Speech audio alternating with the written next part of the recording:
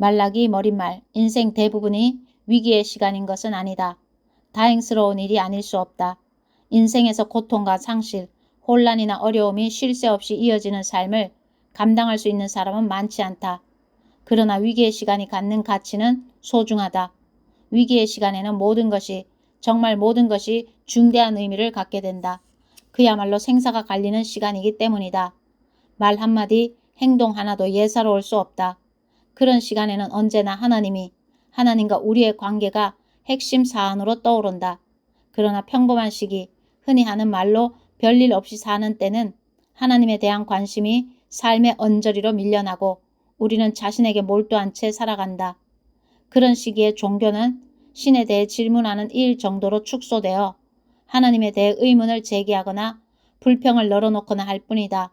예배는 기분 전환용일 뿐이며 우리는 하나님의 뜻을 물을 생각 없이 결혼 같은 개인적 일을 결정해버리고 일상의 모든 일을 하나님과는 아무 상관없다는 듯 처리하며 하루하루를 살아간다. 말라기의 예언은 바로 그러한 상태를 정조준한다. 말라기는 위기를 알아차리지 못하는 우리를 위해 새로운 위기를 만들어낸다. 그는 우리가 우리 일에만 집중하고 있을 때 하나님의 위기에 눈뜨게 한다. 그는 우리로 하여금 늘 마음의 허리를 동이고 하나님께 귀를 기울이며 살아가게 한다. 지금 우리에게 오고 계신 하나님을 기대하고 맞이하며 그분께 늘 응답할 태세를 갖추고 살아가게 한다. 하나님께서 말씀하신다. 너희는 내게 무례하고 거친 말을 했다.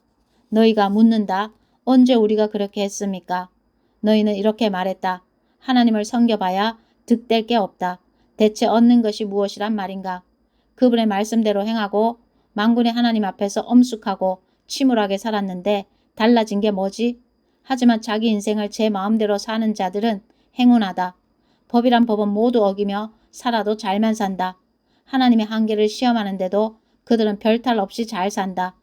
그때 하나님을 높이며 살아온 사람들이 한자리에 모여 이야기를 나누었다. 하나님께서 그들을 보시며 그들의 말을 귀 기울여 들으셨다. 하나님 앞에 한 책이 펼쳐지고 그 모임이 기록되었다. 하나님을 경외하는 자들, 하나님의 이름을 높인 자들의 이름이 다 기록되었다. 만군의 하나님께서 말씀하셨다. 그들은 내 사람들이다. 모두 내 사람들이다. 내가 행동에 나설 때 그들은 특별 대우를 받을 것이다. 부모가 자신을 높이는 자녀를 아끼고 품어주듯이 내가 그들을 그렇게 대해줄 것이다.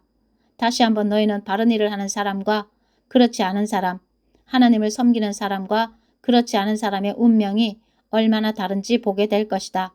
말라기 3장 13절에서 18절. 말라기는 구약 성경의 대미를 장식한다.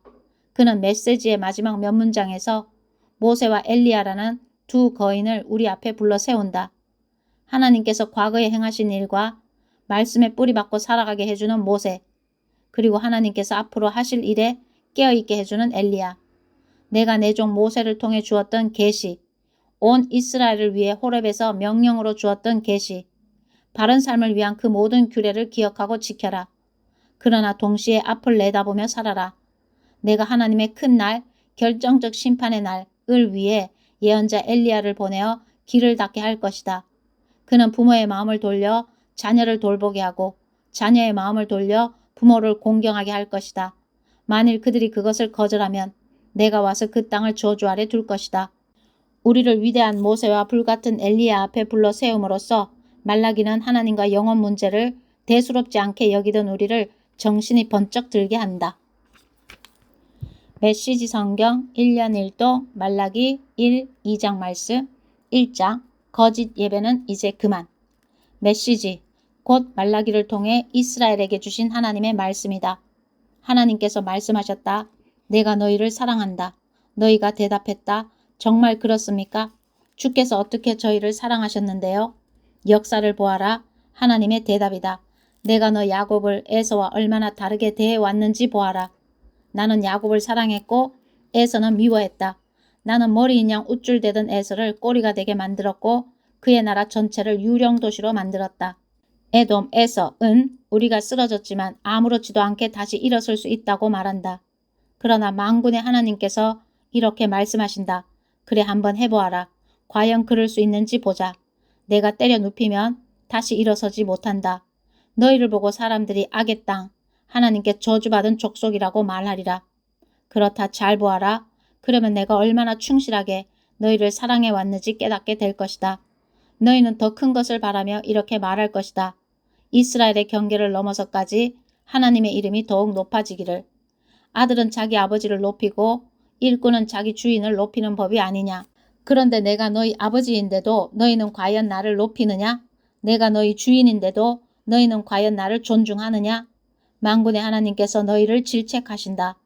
너희 제사장들이 나를 멸시한다. 너희는 말한다. 그럴 리가요. 저희가 어떻게 주님을 멸시한단 말씀입니까? 너희의 조악하고 천박한 예배로 나를 멸시한다. 너희가 묻는다. 멸시하다니 무슨 말씀이십니까? 대체 어떻게 멸시한다는 말씀인가요? 너희는 하나님의 제단은 더 이상 중요하지 않다. 하나님을 예배하는 일은 더 이상 최우선적인 과제가 아니다. 라고 말한다. 이것이 나를 멸시하는 일이 아니고 무엇이냐? 또 너희는 예배 때 보잘것없는 짐승을 가져와서 제물로 바친다. 너희 자신도 갖고 싶어하지 않을 눈 멀고 병들고 다리 저는 짐승들을 가져온다. 이것이 멸시가 아니면 무엇이냐? 너희 상관을 그런 식으로 속이려고 해보아라. 너희에게 무엇이 돌아오겠느냐? 만군의 하나님께서 너희에게 물으신다. 무릎 꿇고 내게 은혜를 베풀어 달라고 기도하여라. 너희 제사장들은 모두를 구렁에 빠뜨렸다. 이런 짓을 해놓고도 내가 너희 말을 들어주리라고 생각하느냐? 만군의 하나님께서 너희에게 물으신다. 아예 성전 문을 닫아 걸어 버리는 것이 어떻겠느냐?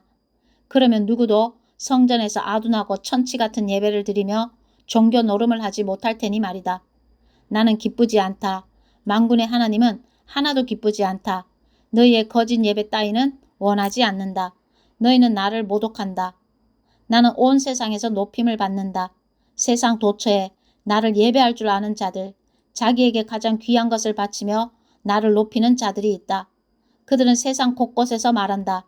만군의 하나님이 가장 높으시다. 너희만 예외다. 너희는 나를 높이기는커녕 모독한다. 너희는 예배가 뭐 그리 중요한가? 예배에 무엇을 가져오는지가 그렇게도 중요한가라고 말하고 예배는 지루하다. 내게 아무 도움이 되지 않는다는 말로 나를 모독한다. 너희는 고개를 빳빳이 세우고 나 만군의 하나님 앞에서 잘난 체한다. 또 너희는 내게 싸구려나 폐품, 쓰레기 같은 것들을 바친다. 내가 그런 것들을 받으리라고 생각하느냐? 나 하나님이 말한다. 나를 위해 뭔가 큰일, 값진 희생제을 할 것처럼 잔뜩 폼을 잡다가 결국은 하잘것없는 것만 가져오는 자에게 저주가 있을 것이다. 나는 위대한 왕이요 세상 도처에서 높임을 받는 만군의 하나님이다. 결단코 그런 일을 두고 보지 않을 것이다. 2장 하나님의 거룩을 더럽히는 일. 제사장들아 너희에 대한 기소장이다. 너희가 순종하며 귀 기울여 듣지 않고 나 만군의 하나님을 높이며 예배하지 않으면 내가 너희를 저주 아래 둘 것이다. 내가 너희의 모든 복을 저주로 바꿀 것이다. 이미 저주가 시작되었다. 너희는 나를 높이는 일에 별 관심이 없기 때문이다. 그렇다 그 저주는 너희 자손들에게까지 미칠 것이다. 내가 너희 얼굴에 악취나는 쓰레기를 너희 축제에서 나오는 쓰레기를 바를 것이다.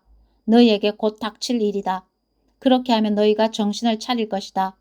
레위 제사장들과 맺은 언약, 곧 만군의 하나님의 언약에 새로운 생명을 불어넣기 위해 내가 너희를 기소한다는 것을 깨닫게 될 것이다. 내가 레위와 언약을 맺은 것은 그에게 생명과 평화를 주기 위해서였다. 나는 그와 맺은 언약을 지켰고 그는 나를 높였다. 그는 경외심을 품고 내 앞에 섰다. 진리를 가르쳤으며 거짓을 말하지 않았다. 평화와 의를 실천하며 나와 동행했다. 그는 많은 사람을 수렁에서 건지고 바른 길로 이끌었다. 제사장의 일은 진리를 가르치는 것이다. 사람들에게 길을 안내하는 것이다. 제사장은 만군의 하나님의 특사다. 그런데 너희 제사장들은 제사장의 일을 저버렸다. 도리어 많은 사람들의 삶을 망쳐놓았다. 너희는 제사장 레위의 언약을 쓰레기로 만들었다. 만군의 하나님이 말한다. 그래서 내가 이렇게 너희의 실상을 만천하에 폭로한다. 이제 모두가 너희를 역겨워하고 피해간다. 너희가 내 말을 듣지 않고 내 계시를 참되고 치우침 없이 가르치지 않기 때문이다. 우리는 모두 한 아버지에게서 나지 않았느냐? 모두 같은 하나님에 의해 창조되지 않았느냐? 그런데 어째서 우리는 서로 잘 지내지 못하는 것일까? 어째서 우리를 하나로 묶어주는 조상들의 언약을 더럽히고 있는가? 유다는 하나님을 속였다. 신뢰를 저버리는 역겨운 일이 이스라엘과 예루살렘에서 벌어졌다. 유다는 이방 신들을 예배하는 여자들과 사랑에 빠져 도망갔고 하나님의 거룩을 더럽혔다. 그들에게 하나님의 저주가 있을 것이다. 그들을 집에서 내쫓아라. 그들은 공동체 일원이 될 자격이 없다. 만군의 하나님께 아무리 많은 재물을 들고 온다고 해도 소용없다. 유다의 두 번째 죄는 너희 예배 장소를 우는 소리와 불평하는 소리로 가득 채운 것이다. 그들이 원하는 것을 하나님에게서 얻지 못했기 때문이다. 너희는 그 이유를 알고 있느냐? 너희가 너희 어린 신부를 맞으며 결혼 서약을 했을 때 하나님께서 거기 증인으로 계셨는데도 너희가 그 서약을 깨버렸기 때문이다. 너희는 서약 맺은 동반자, 언약 맺은 아내와의 약속을 깨뜨렸다. 결혼은 너희가 아닌 하나님의 작품이다. 그 세부사항 하나하나에까지 그분의 영이 깃들어 있다. 그분이 결혼해서 원하시는 것이 무엇인지 아느냐? 다름 아닌 하나님의 자녀가 되는 것이다. 그러니 너희는 부부간의 도리를 잘 지키며 살아야 한다. 너희 배우자를 속여서는 안 된다. 나는 이혼을 미워한다. 만군의 하나님 이스라엘의 하나님께서 말씀하신다. 나는 결혼으로 맺어진 한 몸이 찢어지는 것을 싫어한다. 그러니 늘 너희 자신을 살펴서 경계를 늦추지 마라. 속이지 마라. 너희가 하는 말은 하나같이 하나님을 괴롭힌다. 우리가 어떻게 그분을 괴롭힙니까? 하고 너희가 묻는다. 바로 이런 말로 하나님을 괴롭힌다. 하나님은 죄인도 죄도 다 사랑하신다. 하나님은 뭐든지 사랑하신다.